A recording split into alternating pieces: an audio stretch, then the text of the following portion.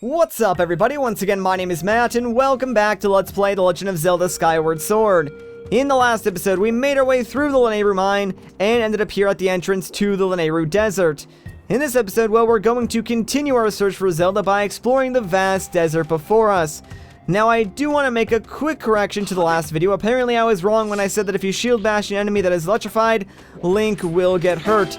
And, yeah, as you guys just saw, I shield bashed the crap out of this crab guy, and did not get hurt whatsoever. So I guess I was incorrect in remembering that aspect of, like, the iron shield.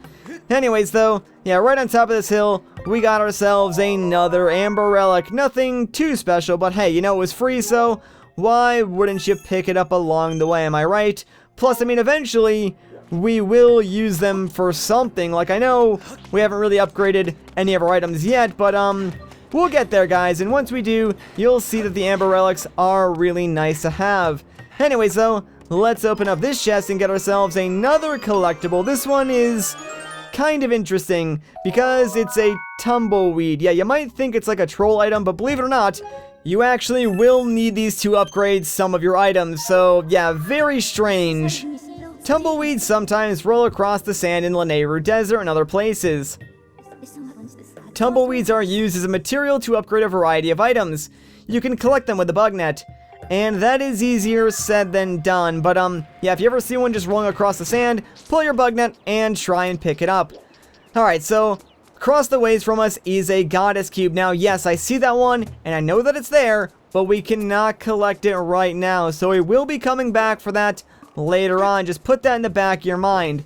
Anyways, though, right in front of us is a cage that sort of has a hole in the top of it. So let's check a bomb inside that hole and see what happens, because guess what? Inside that cage is a rock, and underneath that rock is a timeshift stone. So very, very important. Let's go and throw another bomb in there now. That way we can activate the timeshift stone, and I'm sure something good will happen.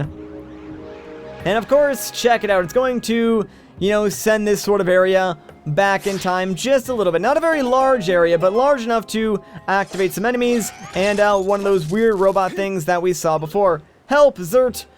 Alright, so apparently he's in our need, so we'll go and help him out. Now, one thing I do want to point out is that, yeah, these enemies cannot leave that time shift field, so they're sort of stuck in there, which means, you know, we can attack them from back here very, very safely. Now, I'm actually trying to knock one of them, there we go, outside of the time field, and you'll notice that, he turned into a pile of bones. That's because, you know, we sent him forward in time like several hundred years, so we just, like, died instantly. So, yeah, you can deal with those guys in, like, two different ways. Either kill them off, or you can, like, launch them out of the time shift field and they will just, like, die instantly. It's really, really awesome that, like, the developers even thought of that.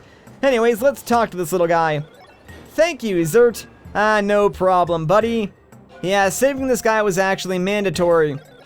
If you hadn't come along, they would have sucked all the electricity out of me, Verm. Oh, look at that, Zerp. You have a Beetle. It appears to be an older model of Lanayru fabrication. As thanks for saving me, I will upgrade that for you, Swoop. Give it here for a second, Fwing. Sure, man, sounds good. So he's gonna give us, like, a free upgrade to our Beetle. Nice. And just like that, we got ourselves the Hook Beetle now. So we can pretty much just, like, grab things with it, like bigger items, which is kind of awesome, not gonna lie. I've added a pincer modification so you can grab things, Burp. Be careful out there, Zert.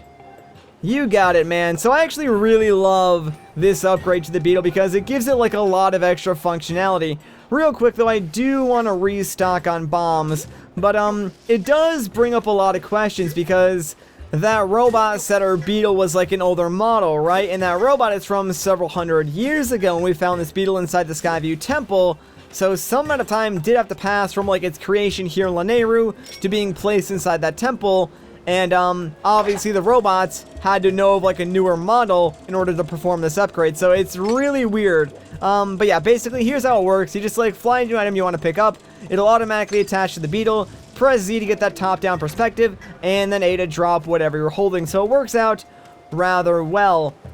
But I mean, it's so crazy to think of all these various different civilizations and groups of people that sort of existed long before you know, the establishment of the Kingdom of Hyrule, and even before this game, and it's like, what happened to everybody? Like, I know the game sort of talks about a great war and stuff like that in, like, the opening cutscene, but I find it really hard to believe, like, one war just wiped everybody out. Like, there had to be some survivors or something, you know, and maybe that's what happened with, like, the Gerudo, right? Because we found that dragonfly named after the tribe. Like, perhaps after the war, like, a lot of the civilizations down here just, like, went into hiding or something because the casualties were, like, so high.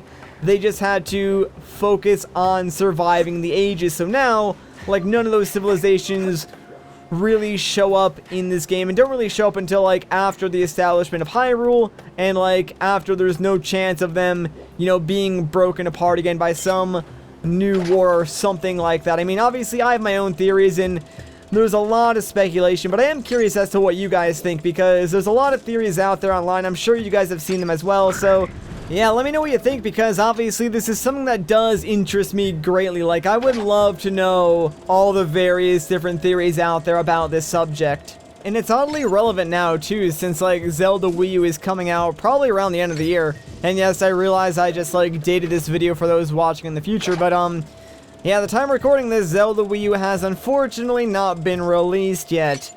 But, back to what I was saying, though. Yeah, so a lot of people, myself included, think that Zelda Wii U will take place somewhere near, like, Skyward Sword on the timeline. Some people say, like, before, some people say after. I'm, like, in the after category myself, just because I don't think Nintendo would create a game like Skyward Sword and, like, put it at the start of the timeline specifically, and then go and create, like, a prequel for it, because that really just doesn't, like, make sense to me. I could be wrong, but, yeah, it really just doesn't make sense for them to do that. So I believe it will take place after Skyward Sword, but, I mean, some of the technology and, like, the enemies and the terrain does look very similar to, you know, the past version of Lanayru that you sort of find here while you're exploring this area, which is kind of interesting. So it could really go either way at this point, but I definitely think it's somewhere near Skyward Sword on the timeline. But, yeah, I could literally talk about that for, like, hours on end, so I'll save you guys the rhetoric. And, yeah, basically all you want to do is just drop bombs on all those statues and make your way across that, like, small section of sink sand. Anyways, though, I'm going to do something a little bit tricky here, so I'm going to try and grab this bomb from far away because, there's this bird on top of a tree. Now, this guy is an enemy, so if you get close to him, he'll fly up in the air and try to drop rocks on you. But if you can ram a bomb into him, you will not only kill him, but he'll drop a red rupee, which is pretty dang nice. So no longer do you have to deal with that annoying enemy, and you get some money. Ooh, and check it out, guys. I spy with my little eye a bug on this tree. So let me just try and get this guy. I'm pretty sure it's another cicada, so gotta be very, very careful with this one.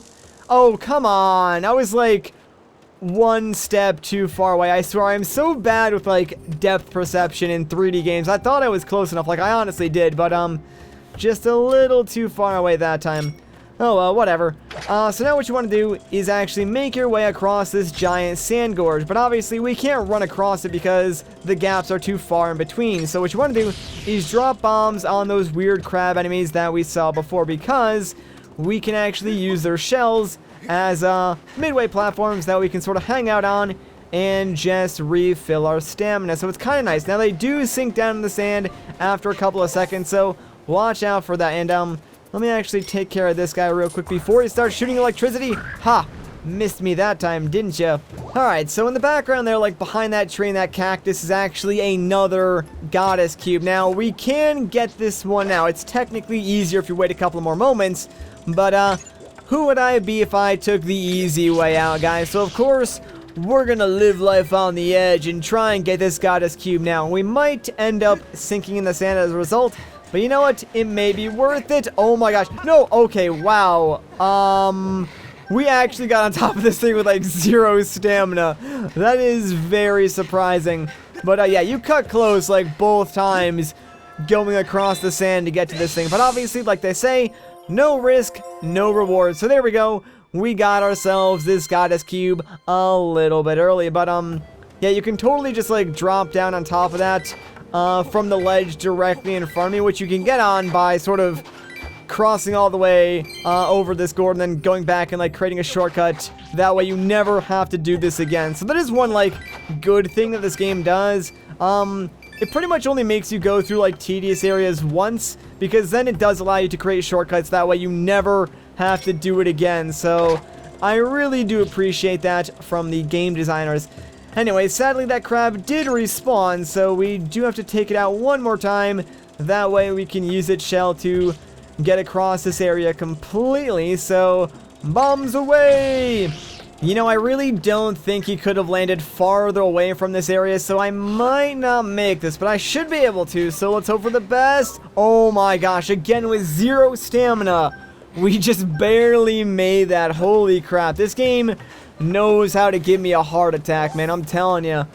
Alright, thankfully, after this little tiny bit, we've crossed the first gorge, and now we no longer need to worry about going across that gorge again, since, yeah, we can hop up on this little ledge, go all the way back to, like, the beginning, and create a little shortcut for ourselves, so we never have to go across the sink sand again, which is pretty nice. And, like, even if we did forget to, like, make this shortcut, we could still go up to the sky and, go back down using one of, like, the bird save statues. So, I mean, they did really think of everything with, like, creating all these shortcuts.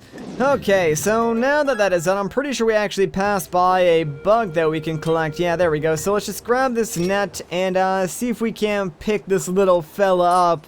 Come here, little guy. Don't you walk away from me. I just want to put you in my pocket. Like, don't worry, you'll be fine. There's plenty of other insects in there for you to, like, hang out with and make friends, so it'll be a good time. There we go. Got ourselves one Lanayru ant. Look at him, he's so adorable. Actually, that thing is, like, oddly large. Like, it was the size of Link's hand. That's kind of disgusting now that I think about it, but whatever.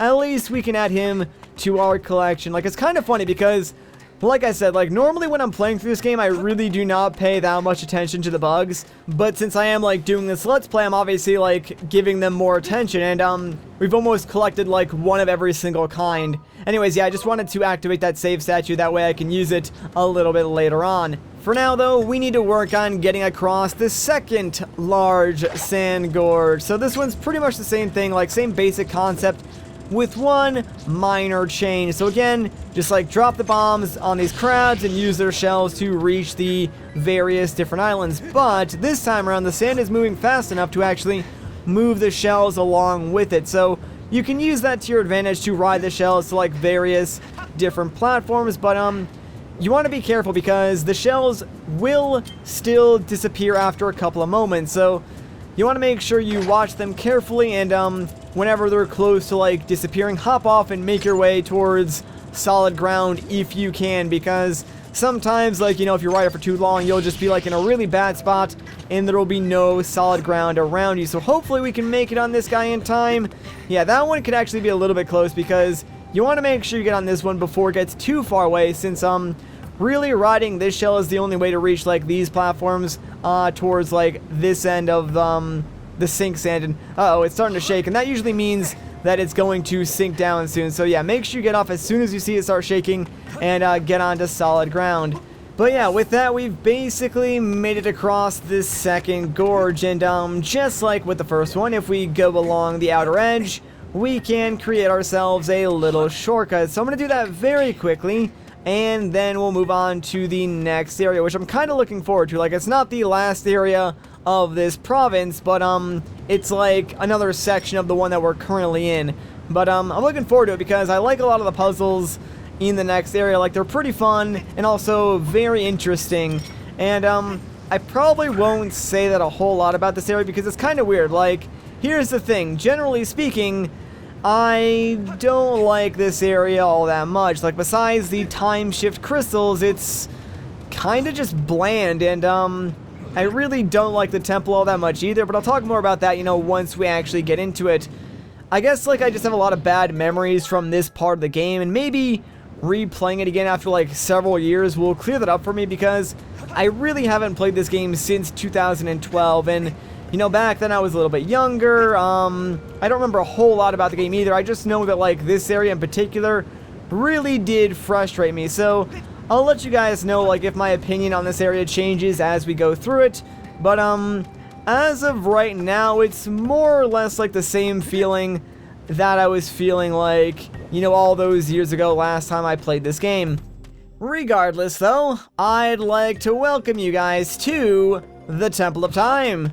Yeah, it seems kind of weird, I know, like, when you say the Temple of Time, you don't really think of a desert, but yeah, this is the Temple of Time.